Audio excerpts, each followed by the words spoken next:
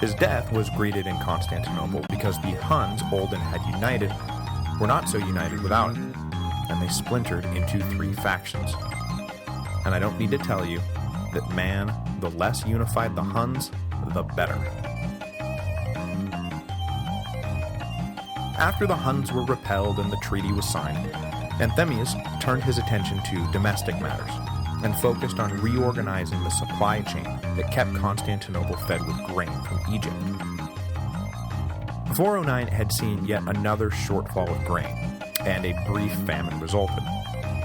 But this famine was not caused by a grain shortage so much as by an available transport vessel shortage. So Anthemius expanded the fleet and offered tax breaks to merchants who brought grain to the city. As soon as the bread was flowing again, the prefect started directing portions of the incoming grain to be set aside in an emergency supply to help bridge the gap in case there was a true grain shortage in the future. Anthemius managed to survive long enough to see the completion of the Theodosian walls in 413, but by 414, he suddenly disappears from the historical record without any note of how or when he might have died. Which is too bad, because men like Anthemius deserve better from history. And maybe history felt bad for just erasing him like that, because, as we will see, perhaps in compensation, Anthemius' grandson, also named Anthemius, will rise to become emperor of the Western Empire, serving from 467 to 472, and earning a reputation as the last competent emperor of the Western Empire. Upon Anthemius' death, or at least presumed death, Aelia Pulcheria, the elder sister of 13-year-old Theodosius II, who I briefly mentioned last week, stepped in and assumed the regency of the Eastern Empire, which is kind of a crazy development, since Pulcheria was only 15 years old herself. But apparently, this teenage girl was so remarkably self-assured that she was able to bend the imperial court of Constantinople to her will, despite the handicap of being, well, a 15-year-old girl at a time when I can't imagine the will of a 15-year-old girl counted for much. She had herself declared Augusta, and then took a famous vow of virginity, ordering her 2 younger sisters to follow suit. There are 2 intertwined explanations for the vow of virginity. The first being that all 3 sisters were deeply religious and embraced a monastic lifestyle that was not just limited to sex and marriage. Unlike their mother, who was extravagant to the point of scandal, Pulcheria and her sisters were the exact opposite, removing all the finery Aelia Eudoxia had collected and adopting plain clothes and simple food. But the other reason for the vow was more practical from the standpoint of an ambitious young woman. Marriage meant that she would be subordinated to a husband, and possibly lose all her power and influence. By remaining single, she ensured her independence would not be curtailed. And it never was. She would remain a powerful center of political gravity until her death in 453. Which more or less brings us up to February 421, when word came over from the west that Uncle Honorius had gone ahead and elevated the general Constantius to imperial rank. Now there is very little explanation for why the court of Constantinople refused to recognize his elevation, but I would speculate that the little clique of imperial siblings were protective of the rights of the blood family. Pulcheria especially might have felt protective, as it is likely she had been propositioned by Anthemius to marry one of his sons, as a way to insert Anthemius into the royal family. Pulcheria had rebuffed these advances, and likely saw them as the first step in a possible plan for Anthemius to receive just the kind of imperial promotion Constantius was now receiving, and she didn't like it one bit. The infant Valentinian III had a valid claim to the throne, but Constantius, a common soldier from Illyria, not so much. So the Eastern Court refused to accept him into their version of the Imperial College. While they waited to see how Constantius and Honorius would react to this rebuffing, Pulcheria and Theodosius arranged to expand their purer version of the Theodosian household by locating a proper wife for the now 20-year-old Eastern Emperor. But according to legend, Theodosius was not interested in a well-thought-out political marriage to some wealthy senator's daughter. He wanted, quote, a young girl, very comely, the most beautiful ever seen in Constantinople, of royal or patrician family. And if she isn't marvelously good-looking, I have no use for her, however worthy or royal or rich she may be. But whoever was her father, if she is a virgin, and very so good to look at, I will take her. 20-year-old boys, what are you going to do? So when a young Greek girl named Athenaeus arrived in Constantinople to beg justice from the emperor after getting more or less left out of her father's will despite being unmarried, Aelia Pulcheria took one look at her and knew that she had her girl.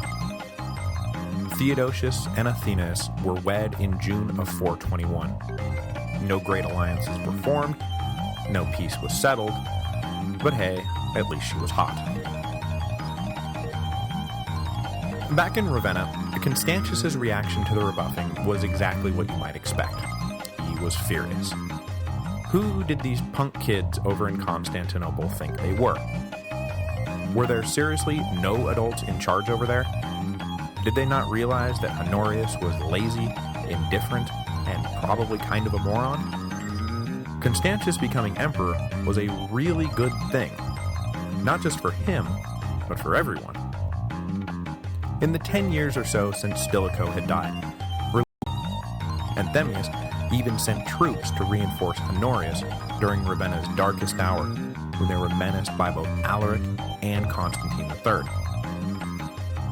But the refusal to recognize Constantius blew everything up again, and ever the military man, in the autumn of 421, Constantius began to prepare for the war.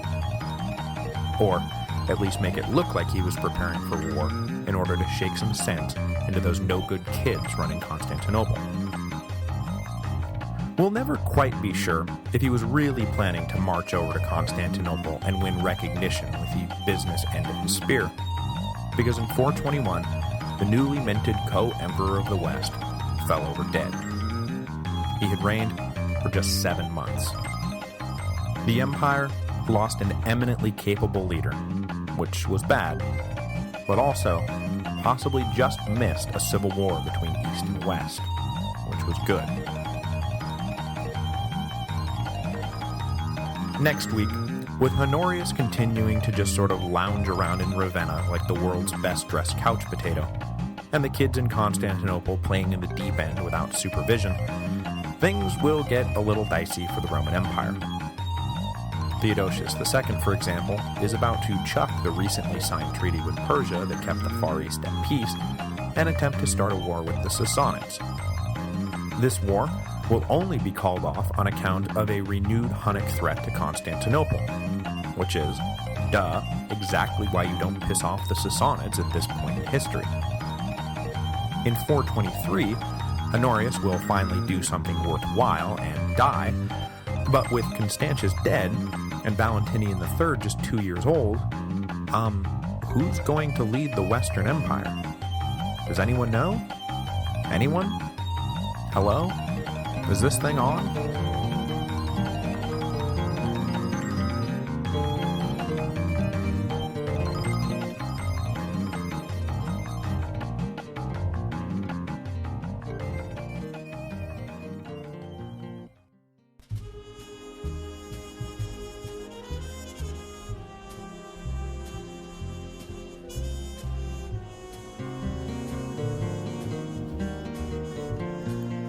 Hello, and welcome to the History of Rome.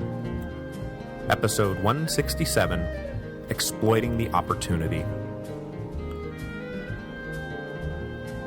421 was a busy year for the Roman Empire. The great general Constantius III had been elevated to the rank of co-Augustus in the west, nearly launched an invasion of the east to defend his claim to the throne, and then keeled over dead before winter set in. His would-be opponent in a nearly missed civil war, Theodosius II, had gotten married and then almost immediately announced that his new wife, who had changed her name to Aelia Eudoxia upon marriage, was pregnant with the heir to the Eastern throne. But as these domestic imperial squabbles and celebrations were playing out, events in the Far East threatened to overshadow everything. In early 421, the king of the Sassanids, a moderate, benevolent, and well-respected leader named Yazdegerd, suddenly died. He had ruled since late 399, and among the great political feats to his credit was the fact that he had been the prime mover behind the peace talks with Rome that had concluded with the signing of a treaty in 409. Yazdegerd was succeeded by his son, Bahram V, who, unfortunately, adopted a far less conciliatory posture, and upon his ascension he immediately launched a program of persecution against any Roman citizen or any Christian living in his kingdom, as he viewed both as potential fifth columnists preparing to fatally weaken the Sassanid Empire. This immediate adoption of anti-Roman, anti-Christian policies was unfortunate all on its own, but it was doubly unfortunate because of who happened to be ruling the Eastern Roman Empire at that exact moment.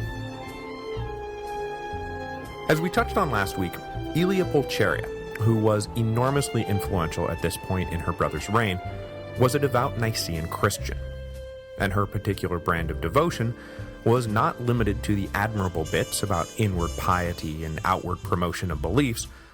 No, it also included the far less admirable bit about persecuting those who do not share your beliefs. She despised pagans, Jews, and heretics, and took active steps to make sure that they knew exactly how she felt. For example, construction of new synagogues was banned, and in areas where it could be gotten away with without too much civil unrest, existing synagogues were torn down. Pagans, for the first time, were officially barred from holding public office or serving in the military. Up until now, ambitious bureaucrats and soldiers had faced intense peer pressure to convert to Christianity, and at times those who resisted were denied promotion or given crappy assignments, but there had never been an outright ban on pagans serving the state. Aelia Pulcheria ensured that such a ban was now firmly in place. So just at the moment when an anti-Christian king was coming to power in Persia, a fervently pro-Christian Augusta was controlling the Eastern Empire. When she found out that the heathen king of the Sassanids was persecuting her religious brethren, she pressed Theodosius II to do something about it. Theodosius responded by hinting to Bahram, as Constantine had once hinted to Shapur back in 336, that as the leader of world Christianity, the government of Constantinople would take any and all steps necessary to protect the lives, property, and rights of Christians wherever they may dwell. Bahram responded to this threat to his sovereignty by launching a unilateral attack on Roman-held territory along the border between the two great empires. Theodosius ordered his generals in Syria to return fire, and just like that, Rome and Persia were at war again. I do so love it when inflexible people get together like that and really just do the right thing for everyone. Luckily for everyone, the war did not last long. The advancing Persian army was driven back by the Romans, who then proceeded to lay siege to Nisibis, and the Romans retreated. Hostilities continued into 422, but by then it appears that the leadership of both empires realized what a hopeless waste of time and resources this